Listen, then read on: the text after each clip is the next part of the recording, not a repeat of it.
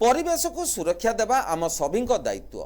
यही वार्ता नहीं सचेतनता कार्यक्रम करिछि सामाजिक गणमाध्यम फाउंडेशन यही तो जीवन और दुतीचांद स्पोर्ट्स फाउंडेशन ऑफ इंडिया यही दुई अनुष्ठान मिलित सहयोग रे कटक ओडिया बजार स्थित नेताजी संग्रहालय निकटरे आम परिवेश आम दायित्व शीर्षक सचेतनता कार्यक्रम करा जायथिला। यही कार्यक्रम को दौड़राणी दुतीचांद पताका देखाई आरंभ करथिले।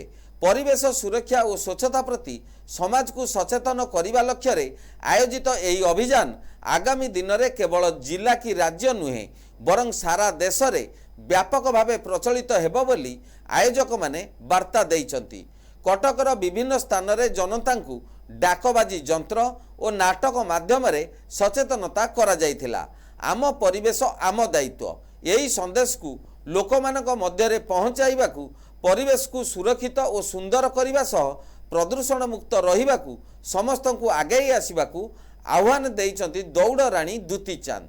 कार्यक्रम रे दुई अनुष्ठान कर्मकर्ता सामिल हेबा सह जनसाधारण मध्य सहयोग करथिले। कटकरू सत्यदीप करंक रिपोर्ट एनटीवी।